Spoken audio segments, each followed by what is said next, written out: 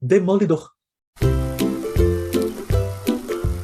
Demolidor foi a primeira das séries da Marvel com a Netflix. E eles anunciaram lá em 2013, né, que seria Demolidor, Jessica Jones, Luke Cage, Punho de Ferro, e depois eles juntariam tudo na minissérie Os Defensores, que foi, né? Mas quem iniciou mesmo esse projeto foi o Demolidor aqui, que estreou em 2015. 2013 foi só anúncio. E a série é sobre o Matt Murdock, um advogado cego, que tem seus outros sentidos muito aumentados devido ao tipo de acidente que ele sofreu para ficar cego, e ele usa essas suas habilidades para defender a população da Cozinha do Inferno, que é o bairro onde ele mora, em Nova York. E ele começa uma empresa com o melhor amigo dele, o Fog Nelson, e a outra amiga dele, que é a Karen Page. E a figura criminosa principal, ao longo da série em geral, é o Wilson Fisk, o rei do crime. Mas isso não impediu a série de apresentar outros personagens que são importantes pro lore de Demolidor, como a Elektra, como o Mercenário, como o Ben Urich, e até o Justiceiro aparece. E eles dão as caras de uma forma que é narrativamente muito rica. Tipo, eles não estão lá só por estar, saca? Eles são seus próprios personagens e suas ações na série têm influências nas jornadas dos personagens principais. O Wilson Fisk é o grande antagonista da primeira temporada. E a série soube apresentar ele com a mistura certa de um cara muito imponente, uma ameaça imponente mesmo. Ele é forte, você logo percebe que ele tem uma grande força física para usar, ele sabe lutar, ele é perigoso por si só. Mas também tem um homem ali com camadas e até com emoções. E nessa primeira temporada, ele demora um pouco para realmente aparecer em tela, mas a série vai construindo essa mitologia ao redor dessa figura ameaçadora do rei do crime, com comentários que as pessoas falam, com coisas que vão ouvindo falar deles, com noticiários, coisas assim. Então vai crescendo aquela imagem. Tudo isso ajuda a criar essa grande figura ameaçadora que é o Wilson Fisk. E tudo melhor ainda com a atuação do Vincent D'Onofrio. E ele é um dos melhores destaques da série toda, porque ele sabe fazer aquela coisa de uma pessoa que pode explodir com muita violência e crueldade do nada, muita raiva do nada, e com uma certa vulnerabilidade, saca? Na falta de tato que ele tem em lidar com pessoas. E ele nem quer realmente, mas ele não sabe também. E aí você tem esse cara que é um bicho muito completo, muito intrigante. E a série consegue até criar momentos em que ter empatia pelo que ele está passando acontece. Claro que não que justifica as coisas que ele faz. Não é isso, mas ele não é só um vilão fazendo vilanices. A segunda temporada trouxe a Elektra e o Justiceiro. E eu lembro de quando anunciaram tudo isso, eu falei, putz, vai ficar personagem demais, não vai dar certo, ninguém vai ter uma profundidade, vai ser só uma desculpa para a cena de ação. Graças a Deus eu errei. Que ambos, além de serem seus próprios personagens, como eu disse, vários coadjuvantes antes, eles vêm para desafiar aspectos dos dois lados do Murdock. A Elektra chega para o Murdock ter que lidar com coisas de Matt Murdock e o Justiceiro vem para o Murdock lidar com coisas de Demolidor. Porque a Elektra e o Matt Murdock tiveram uma relação romântica antiga e muito intensa, e isso tem influências aqui no que o Murdock quer fazer, mas a Elektra pensa diferente, isso vai culminar nos Defensores e não terminou bem nos Defensores, mas enfim. E a atriz, ela não é ruim, mas ela claramente está abaixo da média da série, infelizmente. Mas ela é competente ainda. Mas o que eu amei foi o John Bernthal, de Justiceiro. Primeiro porque no embate que Justiceiro e Demolidor tem, porque o Justiceiro tem aquela visão de que o bandido bom é um bandido morto, e o Murdock falando o Demolidor, né? Tipo, não, velho, se você faz isso, você também tá cometendo crime e não é por aí que vai. O John Bernthal, ele faz muito bem aquela mistura eterna de raiva e trauma que o Frank Castle tem, Frank Castle Justiceiro. Porque esse trauma que faz ele ter as atitudes que ele tem, saca? Então, esse embate de ideias dos dois é muito rico. Tem uma cena no segundo episódio, se não me engano, em que eles estão num telhado e eles começam a conversar, né? Começam a discutir sobre isso, né? Justiça falando, eu sou a solução definitiva, porque quando eles caem, eles ficam caídos. E o Demolidor falando, mas não é por aí, velho, porque você só tá gerando mais violência. E vai gerando o negócio inteiro. É um debate muito interessante, muito mais rico, que mostra dois personagens com visões muito diferentes de mundo, batendo de frente de uma forma muito intensa. E essa cena toda, sem eles trocarem um soco, é uma luta entre dois personagens importantes de uma editora de quadrinhos muito mais interessante do que Batman vs Superman inteiro. E olha que ainda acho o BVS divertido.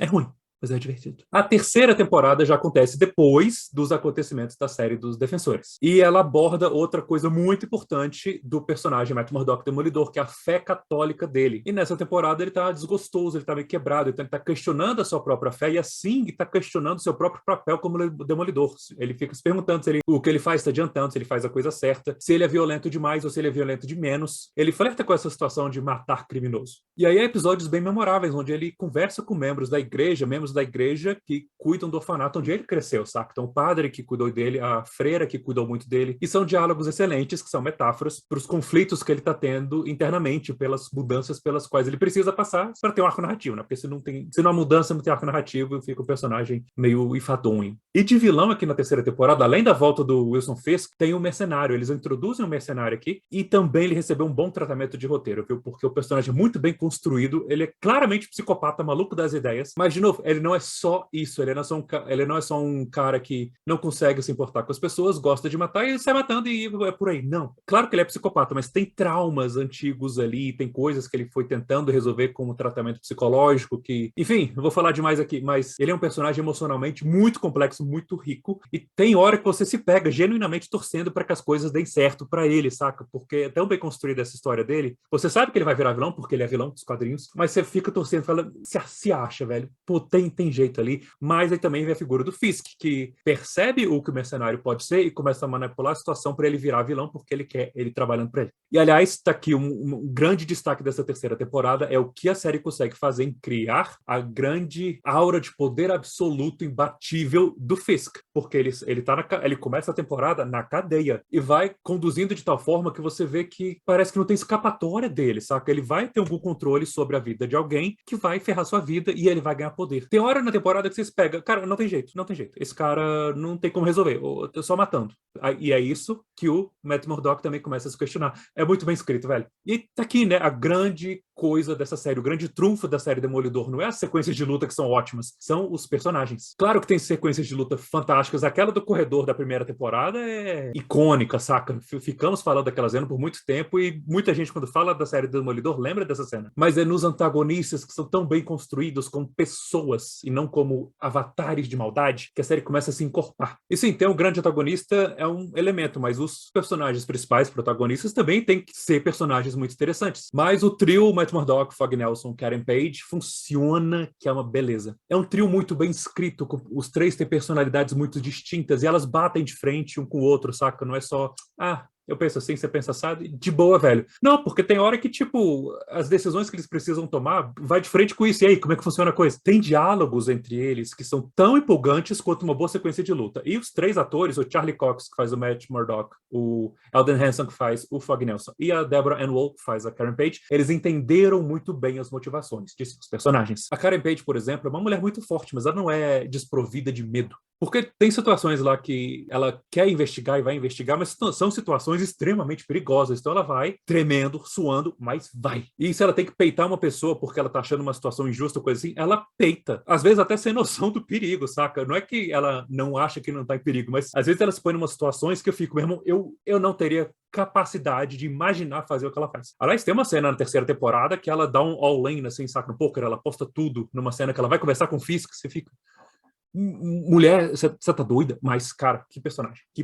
Aliás, nessa última temporada, algumas coisas do passado da Karen Page são exploradas e a personagem fica muito mais interessante. Pena que a série acabou ali, a gente não pôde saber mais, saca? Mas, nossa, você entende muito de como ela funciona hoje, porque coisas bem tensas, vou deixar assim, aconteceram quando ela era jovem. Tem muita culpa, mas tem abuso também. E o Fog Nelson é um equilíbrio muito certinho entre humor, camaradagem, otimismo e coragem. O Fog, você vê o Fog em cena e você quer ser amigo do Fog. Todo mundo gostaria de ter um Fog como amigo. Ele traz uma leveza muito bem-vinda à série, que é bastante sombria, bastante sisuda, mas não de uma forma que destoa. Mas o principal aqui, né? Como é que a gente ia gostar da série que chama Demolidor se o cara que fizesse o Demolidor não fosse fenomenal e o Charlie Cox é fenomenal? Você sente que ele gosta de interpretar esse personagem. E é um personagem muito complexo, sabe? Ele lida com o luto eterno pela perda do pai quando ele era novo, que ele virou órfão. Ele lida com ter crescido muito solitário num orfanato. E solitário por quê? Porque cego, ele não conseguia se relacionar direito com as outras crianças e não tinha pai, não tinha mãe. Mas essa história volta na terceira temporada, hein?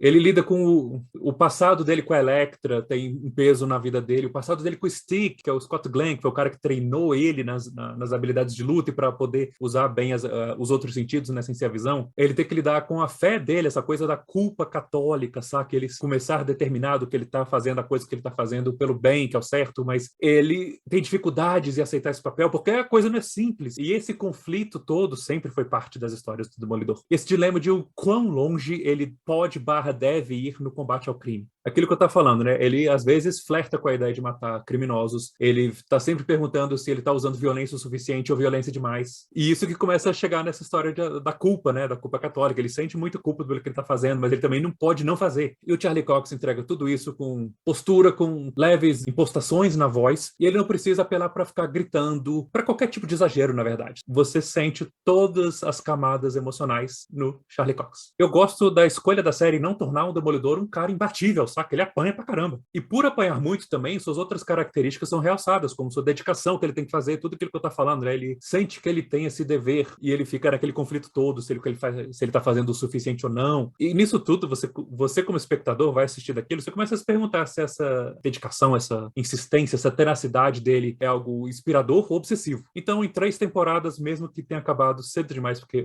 coisa boa. Demolidor foi uma série muito bem encorpada, com personagens muito bem desenvolvidos. Você tem vários arcos marcantes, acontecimentos marcantes, coreografias de luta marcantes. E sim, não é uma série perfeita, vai ter um defeito ou outro, mas é tão diferente dos acertos, é tanto acerto tão bom, que sério, quando eu penso na série do Demolidor, eu não consigo lembrar das coisas que eu não gostei. A gente tem personagens humanos complexos, falhos, cheios de dúvidas. Eles são pessoas com quem é fácil a gente se conectar, porque eles têm conflitos que muitos de nós temos. E isso eu digo até dos vilões, que também são bem escritos, e são ameaças de nível excelente para o Demolidor. E depois de Gavião Arqueiro e o último filme do Homem-Aranha, que mostraram o Wilson Fisk e o Charlie Cox, o Matt Murdock, no MCU, cara, eu tô muito feliz. Vem mais, vem filme, vem série, vem o que for, traz mais esse pessoal de volta, porque eles são todos muito bons. Curte, se inscreve e comenta aí embaixo o que você mais gostou na série do Demolidor. Beijo pra vocês.